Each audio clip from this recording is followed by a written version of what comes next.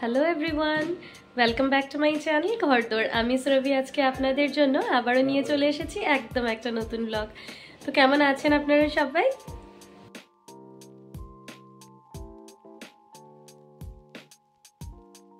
আজকে স্যাটারডে, তো second Saturday বা ফোর্থ স্যাটারডে বেদের পাপারও বন্ধ থাকে অফিস, আর বেদের তো স্কুল ছুটিই থাকে। তো আমরা জেনারেলি এই দিনগুলোতে একটু লেট উঠি, বাট আজকে একটু তাড়াতাড়ি উঠে পড়েছি কারণ আজকে একটু কালী মন্দিরে যাওয়ার প্ল্যান রয়েছে। তো দেখা যাক কি হয়, ঝটপট করে কাজগুলো সেরে ফেলতে হবে কারণ মন্দিরে তো পুজোর একটা নির্দিষ্ট সময় থাকে। তাই দেখা যাক কতটুকু তাড়াতাড়ি করে উঠতে পারি যাতে পুজোর আগে পৌঁছতে পারি। পুজোটা দেখতে পারলে ভালো লাগবে। তো আপনারা আমার সাথে থাকবেন আজকে আর দেখতে থাকবেন আমার এই ব্লগটা। Good morning. Good morning. Good morning. Morning. হরে কানহা। হাত জোর করে বলতে হয় না? হরে কানহা। তুমি কি করছো? সাইকেল চালাচ্ছ? ঘুরিয়ে নাও। এই তো এখন সকাল সকাল উঠে সাইকেলটা পেয়ে গেছে, দেখবেন এখন সারাটা ঘর সাইকেল নিয়ে ঘুরছে। দাঁড়ান দেখি একটু ব্রাশ করাতে রাজি করতে পারি কিনা।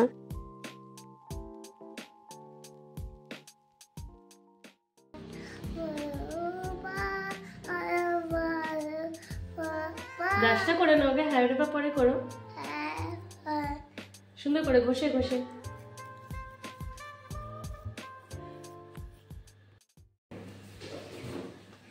কি করছো গুট্টু? Light chocolate? বাহ, এটা কি দেখি।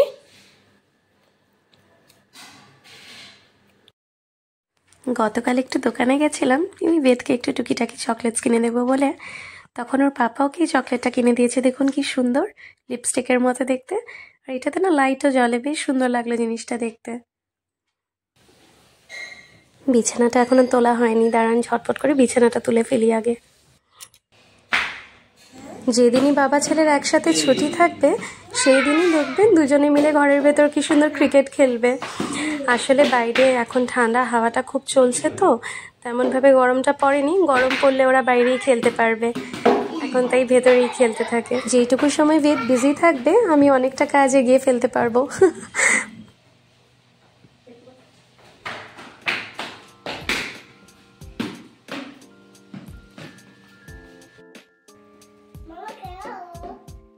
কি খেলবো? ব্যাট বল খেলাকে কি বলে? হ্যাঁ, কিন্তু সেটা এখন আমি খেলতে পারবো না কারণ এখন আমি স্নান করতে যাব। তুমি পাপার সাথে খেলো, তুমি তো খেলছো না পাপার সাথে, আমি তাড়াতাড়ি করে কাজগুলো করি। চা খাচ্ছে? তাই ঠিক আছে, আমি পুজোটা দিয়ে নিই ঘরে, তারপরে খেলছি, ঠিক আছে? তুমি একটু ওয়েট করে যাও।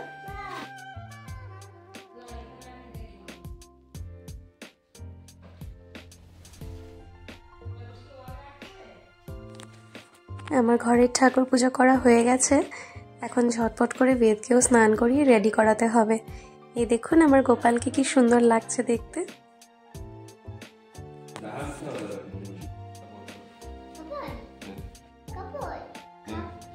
বেদ রেডি হয়ে গেছে আর ওর পাপাও রেডি হয়ে গেছে, আর এখন ওর পাপা ওকে জুতোটা ঝটপট করে পরিয়ে দিচ্ছে। রেডি হয়ে গেছি, বেদও রেডি হয়ে গেছে, তো তিনজন আমরা বেরোচ্ছি এখন কালী মন্দিরে যাব।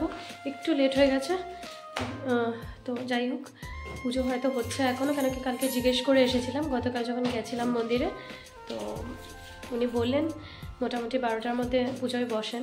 তো ঠিক আছে, চলুন যাওয়া যাক। জানেন তো, কোথাও বেরোতে গেলে সবার আগে মাস্কটা খুঁজে বের করি আমি, কারণ করোনার পরে এত একটা ভয় ঢুকে গেছে না, আর তাছাড়াও এতটা পলিউশন, মানে মাস্কটা পরে থাকলে সেফ থাকবো।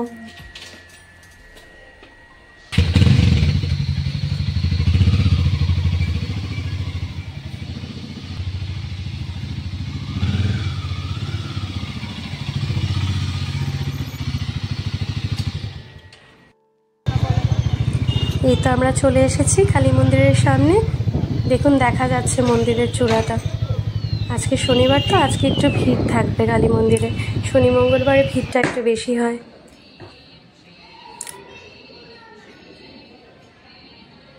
মন্দিরে ঢুকে দেখলাম ঠিক সময়ে মন্দিরে পৌঁছে গেছি আমরা। একটু আগেই পুরোহিত মশাই পুজোতে বসেছেন, আর এদিকে লোকজন দাঁড়িয়ে আছেন, পুজো চলছে। এই দেখুন, বেদ কিন্তু ঠিক ফ্রেন্ড জোগাড় করে ফেলেছে ওখানে। ভালোই হয়েছে, বেদ ওদের সাথে খেলতে থাকলে আমি একটু শান্তিতে পুজোটা দেখতে পাবো। হ্যান্ডশেক করো, হাই ফাইভ করো। সত্যি বাচ্চারা কতটা ইনোসেন্ট হয় দেখুন। ওরা কিন্তু একজন আরেকজনকে কোনোদিন দেখেও নি, চেনেও না, অথচ 5 মিনিটও লাগলো না ফ্রেন্ডশিপ হয়ে যেতে।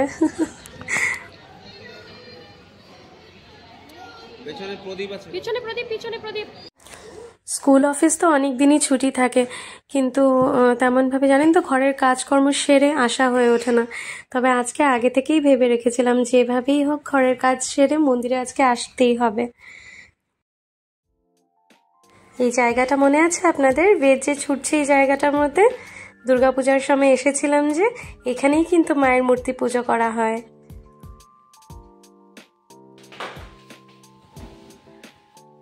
তো আমরা জাস্ট ঢুকলাম বাড়িতে, আর আজকে কালী মন্দিরে গিয়ে সত্যি এত ভালো লেগেছে। পুজোটা খুব সুন্দর করে হয়েছে, আর থাকতে পেরেছি, পুজোটা দেখতে পেরেছি এবং অঞ্জলিও নিতে পেরেছি। তো খুব ভালো লেগেছে মনটা আজকে।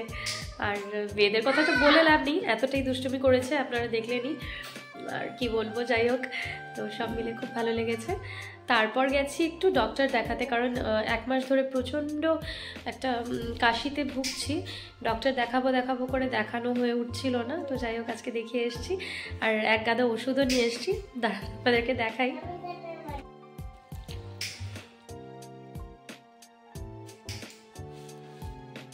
যাই হোক, এই 1 গাদা ওষুধ নিয়ে এসেছি, তার মধ্যে 1-2টো ওষুধ পাওয়া যায়নি, তো সেটা রানাকে বিকেলে নিয়ে আসবে। তো আশা করছি কাশিটা এবার একটু কমবে।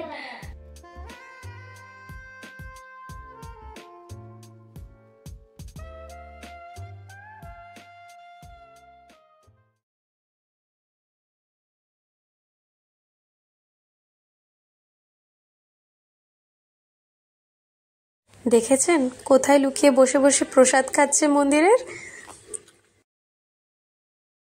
ও আসলে ভাবছে ওর প্রসাদ থেকে যদি আমি আর ওর পাপা কিছুটা খেয়ে নিই, তাই ভয়ের চোটে লুকিয়ে লুকিয়ে প্রসাদগুলো শেষ করছে। আসলে লাঞ্চ টাইম তো, ওকে এতগুলো প্রসাদ খেতে দেব না, পরে খেতে বলবো, তাই এই কাজটা করেছে।